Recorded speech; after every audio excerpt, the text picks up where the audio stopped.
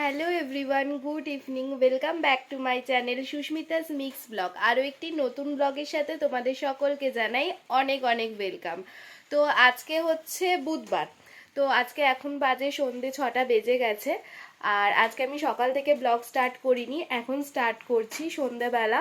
কি বলবো, আজকে ওয়েদারটা এত বাজে, সকাল থেকে বৃষ্টি হয়েই যাচ্ছে টিপ টিপ করে। আগের ব্লগে তো তোমরা দেখলে যে আমরা কালকে ফিস্ট করতে গিয়েছিলাম, তো ওখানে রাত্রিবেলা একটু আধটু বৃষ্টি হচ্ছিল, আবার আজকে সকালবেলায় হালকা একটু রোদ উঠলো, ব্যাস তারপর থেকে মেঘলা করে রয়েছে। আর দুপুরের পর থেকে তো টিপ টিপ করে বৃষ্টি পড়েই যাচ্ছে। এই দেখো, দাঁড়াও, দেখতে পাচ্ছ তোমরা? এই দেখো, গাছের পাতাগুলো সব ভিজে রয়েছে, দেখছো বৃষ্টি পড়ছে।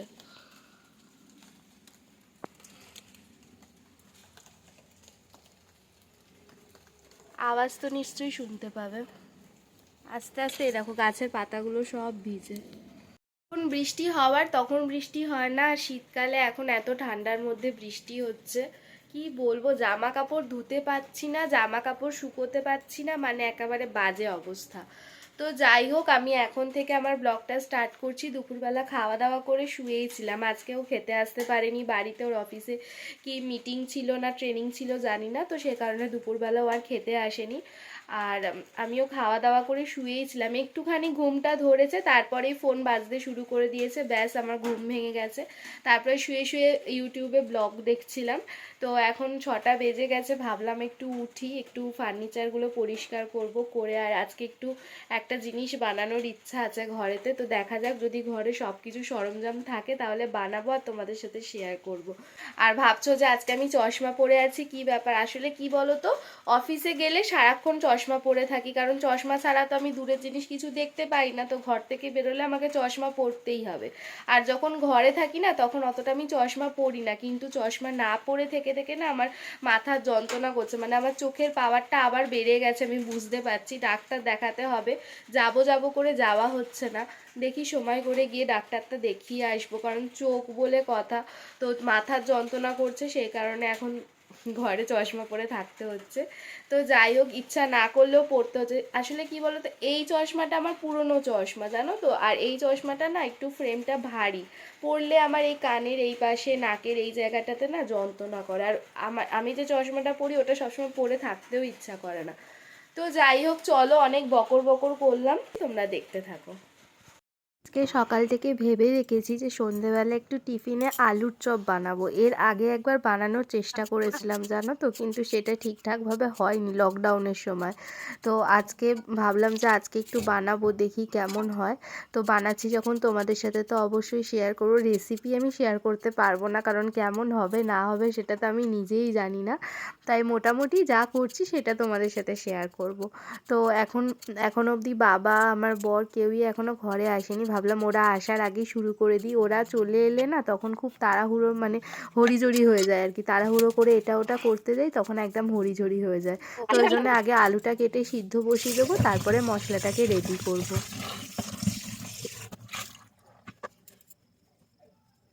আজকে সকাল থেকে আর সেরকম কিছু ব্লগ শ্যুট করা হয়নি। ওয়েদারটা এত বাজে না, মেঘলা ওয়েদার করে রয়েছে, কিছুই ভালো লাগছে না। আর কালকের অফিস থেকে ফিরতে ফিরতে অনেকটা রাত হয়ে গিয়েছিল, রাত্রির 1:30টা বেজে গিয়েছিল জানো। 1:30টার সময় ফিরেছি, এবার এসে শুয়েছি। আজকে সকালবেলা ঘুম থেকে উঠতেও অনেকটা লেট হয়ে গেছে। এবারে উঠে কাজকর্ম সারতে সারতে আর ব্লগটা শুরু করাই হয়নি। দুপুরবেলা শুয়ে শুয়ে ভাবছিলাম যে কি শেয়ার করব কালকে তোমাদের সাথে, তারপর ভাবলাম যে না, বিকালবেলা তো চপ বানাবো ভাবছি, তাহলে ওটাই শেয়ার করে দেবো। তো মানে এখন এমন হয়ে গেছে না, প্রত্যেক দিন তোমাদের সাথে কিছু না কিছু তো শেয়ার করতেই থাকি, তো একটা দিন যদি না দিতে পারি ব্লগ, তখন নিজেরই একটু কেমন কেমন লাগে। আবার কি বলো তো, প্রত্যেক দিন না একই ধরনের ব্লগ দিতেও ইচ্ছা করে না, কি দেখাবো বলো? আমি তো এখন ঘরেই রয়েছি, এই ঘরের কাজকর্ম দেখায় তোমাদের সাথে একটু যাই হোক গল্প করি, নিজেরও একটা কেমন লাগে যে প্রত্যেক দিন একই ধরনের ব্লগ দিচ্ছি, হয়তো তোমরাও বোর হও। তো এদিকে আলুটা সিদ্ধ বসিয়ে দিয়েছি ইন্ডাকশানে, আর এইদিকে আমি মশলাটা রেডি করে নিচ্ছি। আর বাবা যেহেতু ঝাল খায় না, ওই জন্য আগে আঝালা মশলাটা বানাবো, বানিয়ে কয়েকটা চপ ভেজে নিয়ে তারপরে আমাদের জন্য ঝাল দিয়ে বানাবো। তো জানি না কেমন হবে, যাই হোক চেষ্টা করে দেখি, যদি ভালো না হয় আর কোনো দিনও করবো না। আর এই যে দুপুরবেলা ভাত রান্না হয়েছিল, তো ওই জন্য গ্যাসটা একটু পরিষ্কার করে নিচ্ছি।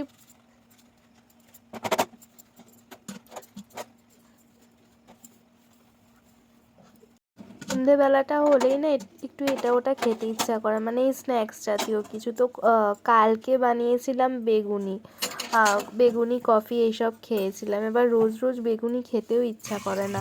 আর বাবা না বাইরের চপ খেতে চায় না, কারণ বাইরের দোকানের চপে ঝাল দেওয়া থাকে, তো ওই জন্য।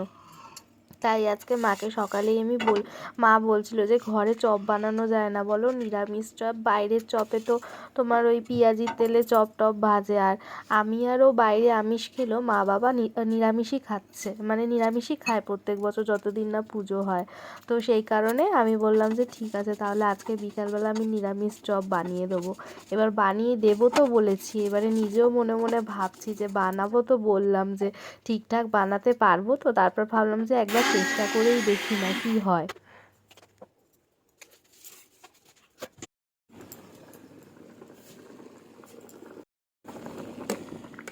তো এদিকে আলুগুলো মোটামুটি সিদ্ধ হয়ে গেছে, এবারে জল ঝরিয়ে আমি একটু ঠান্ডা হতে দেব আলুগুলোকে। তারপরে ঠান্ডা হলে তারপরে আলুগুলোকে স্ম্যাশ করে নেব।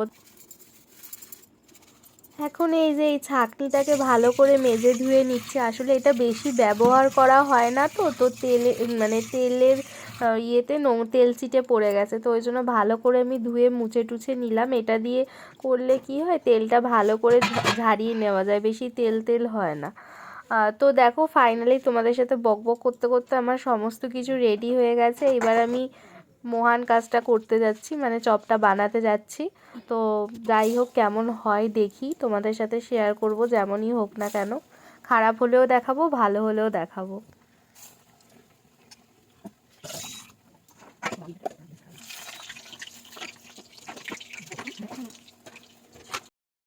তো দেখো ফাইনালি আমার চপ তৈরি হয়ে গেছে। এবারে দেখতে তো বেশ চপের মতোই হয়েছে, ভালোই দেখতে হয়েছে। এবার খেতে কেমন হয়েছে রিভিউটা আমি দেব না, আমার বরের থেকে রিভিউটা তোমাদেরকে শোনাবো।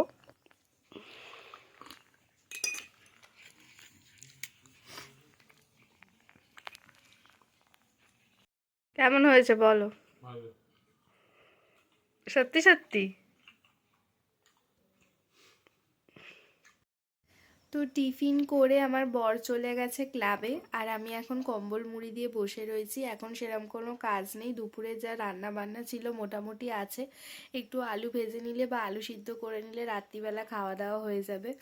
ঠান্ডা লাগছে তাই বসে আছি কম্বল টম্বল মুড়ি দিয়ে।